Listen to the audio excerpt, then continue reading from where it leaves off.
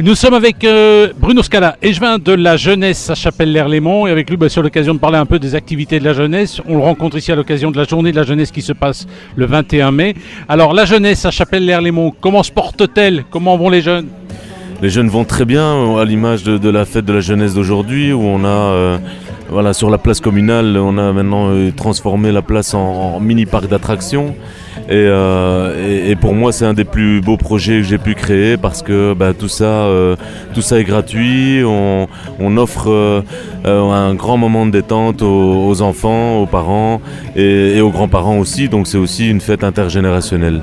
Nous sommes avec Bruno Scala, échevin de la jeunesse à Chapelle-l'Erlémont, l'occasion de parler de la maison des jeunes de Chapelle, une maison très dynamique qui organise de nombreuses activités.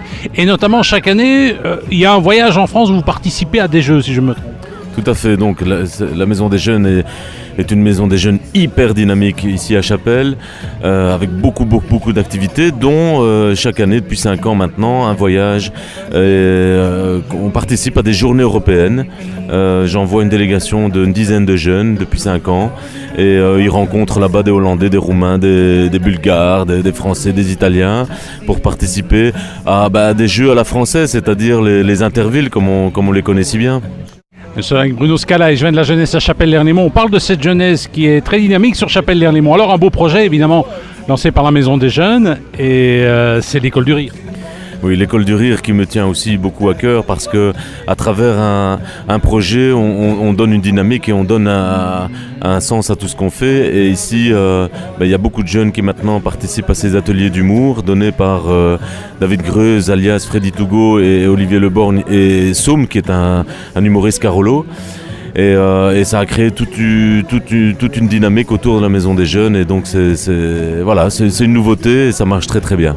Nous sommes avec Bruno Scala, échevin de la jeunesse à Chapelle-l'Erlémont. Est-ce qu'on joue la carte de la transversalité? C'est-à-dire il y a la Maison des Jeunes, mais aussi le centre culturel, il y a aussi l'échevinat des sports. Est-ce que tout ce petit monde se parle? Bien sûr, évidemment.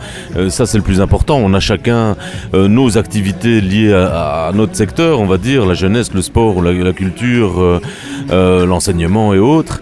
Mais à l'image par exemple des fêtes de la famille, c'est une organisation qu'on fait ici à Chapelle au mois d'avril et qui rassemble tous les secteurs. Là on collabore ensemble, on fait des journées interculturelles, on fait il y a toute une série d'autres activités qui font qu'on travaille ensemble à destination de tous nos publics. Eh bien nous étions avec Bruno Scala, échevin de la jeunesse à Chapelle-l'Erlémont. Une maison des jeunes qui est située rue de l'Abreuvoir. Est-ce que cette maison, au niveau infrastructure, ça va? Elle répond à vos demandes?